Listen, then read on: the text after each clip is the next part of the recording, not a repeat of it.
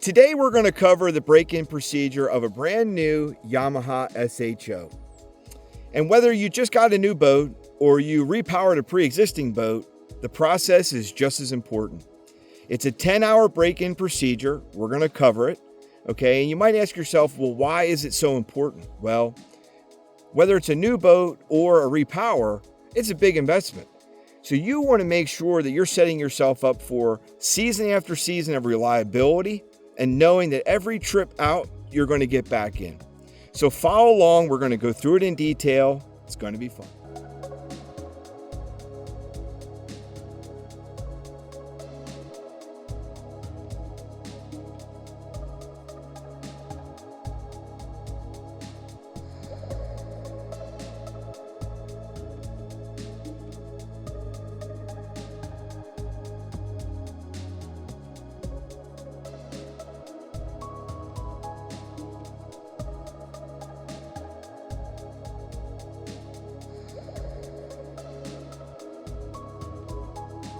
So here we are at Raystown Lake, PA, and this is a perfect place if you live in Pennsylvania to break in your boat or break in your motor. The reason is it's a 30-mile lake, and you'll get to see here shortly that it's a beautiful lake. It's just a vast expanse of wilderness, woods, beautiful scenery. It just makes it very easy to go through the break-in procedure. So that's where we're at today. That's what we're doing. So when you make your boat purchase, your dealer really should go over the details of the boat. At Town Marine, they go over a vast orientation. They cover all aspects of your boat, expectations, service intervals, what have you. Along with that comes the break-in of the engine. And for this particular engine, which is the Yamaha SHO, you got to follow a break-in procedure as well. And that is, for the first hour, keep the engine between idle and half throttle. So basically between idle and 2,000 RPMs. Vary the engine speed every 5 minutes.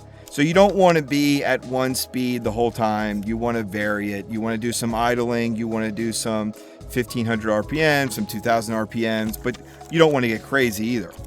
For the second hour, you want to bring the boat on plane gradually.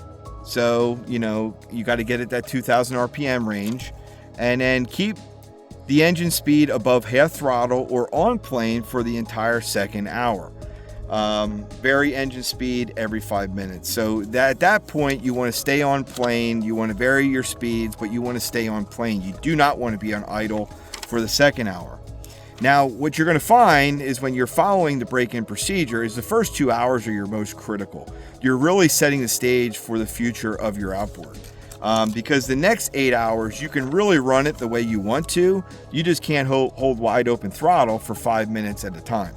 So it says here, for the next 8 hours, avoid running the engine at wide open throttle for more than 5 minutes at a time. So exactly what I said. Any other speed is okay.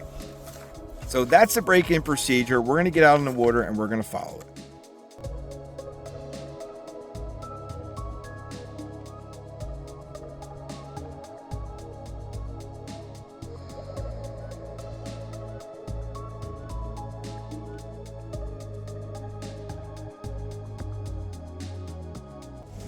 Another thing to note here as you're going through your break-in process is, and I didn't really cover it, one of the things I like to do is I'll bring my trim and my jack plate all the way down.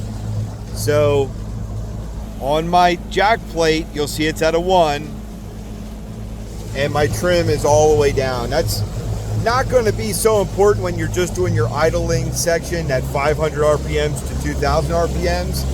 But it's really going to be important when you're going to do the second hour and you need to get on plane at the lowest RPMs you possibly can. So you want to keep everything tucked underneath. That way you can get up on plane easier and stay on plane a lot easier. So just something to note. The other thing to note, and this is important, as you're doing all this, right, you need to make sure you got plenty of snacks and drinks and be prepared, because you know, it's a great time on the water, but you also, you know, got to be ready. And the other thing it's good for is it's good for getting, you know, to start to look at your electronics, get familiar with your electronics, especially here at the console. Get familiar with all your gauges, and you know, making sure that if you have gauges like this, you go through them and you can see, you know, where you're at. And one of the most important things you want to make sure is you have good water pressure. Okay, that's very important as you're going along there. Stay on my hour meter so I know where I'm at. And then we'll look back at our outboard. Again, we're idling right now. You can see we have water coming out. Everything's looking good. And it is gorgeous out here today. So it really does not get any better than this. All right, so the first hour's over.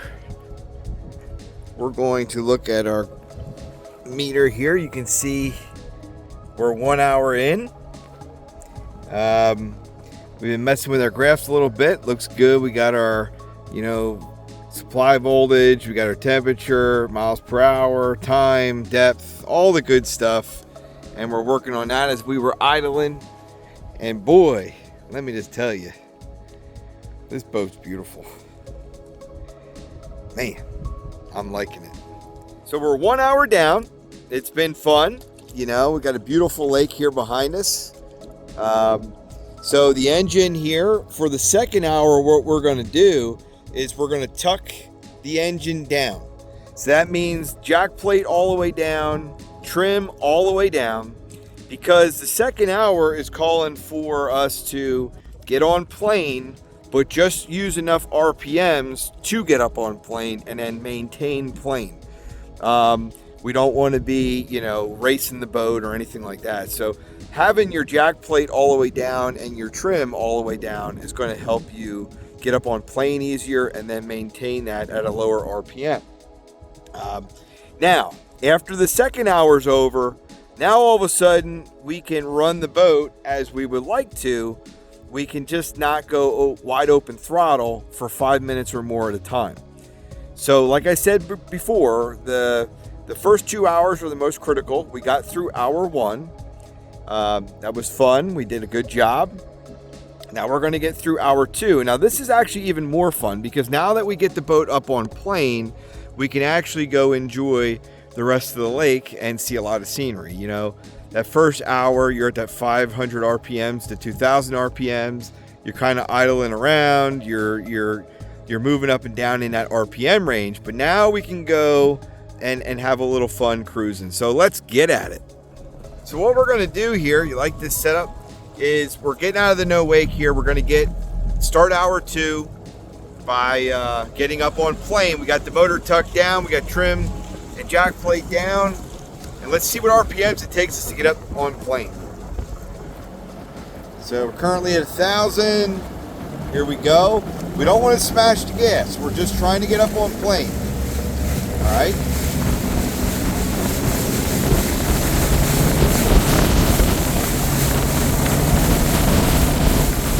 Look at that depth. Holy smokes. We are now at 1.5 hours. So we're basically, halfway through our second hour. I'm varying my RPMs between about 2,300 RPMs, staying on plane all the way up to about 3,500 RPMs. That's what I'm about doing there. Again, just following the procedure there. Not trying to get crazy, but trying to vary my RPMs. So that's where we're at. Enjoying the lake, enjoying the time on the water, and enjoying this beautiful boat. Love it. Yamaha is heating right now.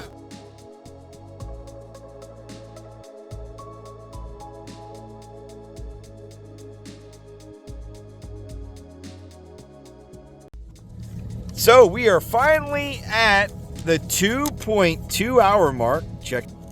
There it is. So what that means is the critical 2 hours of your break-in procedure for me are now complete. Now it's going to be 8 hours of, running your boat how you want to. It's just saying here, avoid running the engine at wide open throttle for more than 5 minutes at a time. So for me, that's going to be easy because I'm not a wide open throttle type person. So, I can run this boat now as I need to. Any other speed is fine to maintain. So I'm good. One of the things with your Yamaha, I have a hot foot. You'll see that here. If you're not familiar with what a hot foot is, basically it's like a car, So when I'm going to put this boat in gear, I want to go in forward. What I'm going to do is I'm going to engage, all right? And then what you want to do is you want to push it all the way down. You don't want to slam it or anything like that, but all the way flat so that you're ready to go. All right, don't just do a quarter or a half. Put it all the way forward and flat. And then when you're done, you can put it right back into neutral. If you're going to put it in reverse, you're just going to engage it in reverse. There you go, okay? And then you can put it back in neutral. Along with the break-in procedure being very important, the next thing you're going to want to think about is your 20-hour service schedule. So it's not going to take long for me to hit the 10 hours and be totally broke in, but then I'm going to have to think about that 20-hour service mark. So what I'm going to do at that point is call Town Marine, schedule an appointment. They're going to get me in there, and this is what their 20-hour service is going to cover. Engine oil change, engine oil filter change, fuel water separator change, and a lower unit oil change. And this is going to be very important to, again, extend the life of your engine. You have your break-in procedure done, and now you're going to be good to go with all new fluids and filters. So make sure you schedule that 20-hour mark. What a great day on the water. We're at about 2.5 to 2.6 hours on the boat. The first 2 hours was the most critical. They're complete. So now for the next 7.5 hours for me, all I have to do is avoid doing wide open throttle for 5 minutes at a time. That's pretty simple, okay? Those first 2 hours were the most critical. That first hour, you really want to stay in that 500 to 2,000 RPMs and just vary every 5 minutes of different RPM. The second hour is very critical as well. You want to get up on plane gradually. For me, it was around 2,800 RPMs got me on plane gradually. And then I've really varied between 2,500 RPMs to 3,500 RPMs in that second hour. Now, when that third hour starts till the end of the 10th hour, it's just avoiding that wide open throttle for 5 minutes at a time increment. So it's very simple, takes a little bit of time, but that time is well worth it because this boat is an investment. Your outboard is an investment, and now you're set up for seasons to come. And now you know that the reliability is going to be there, the fuel efficiency is going to be there, and everything in between. So hopefully this video helped you out. Hopefully it was informative. So hopefully I see you out in the water sometime. Say hi.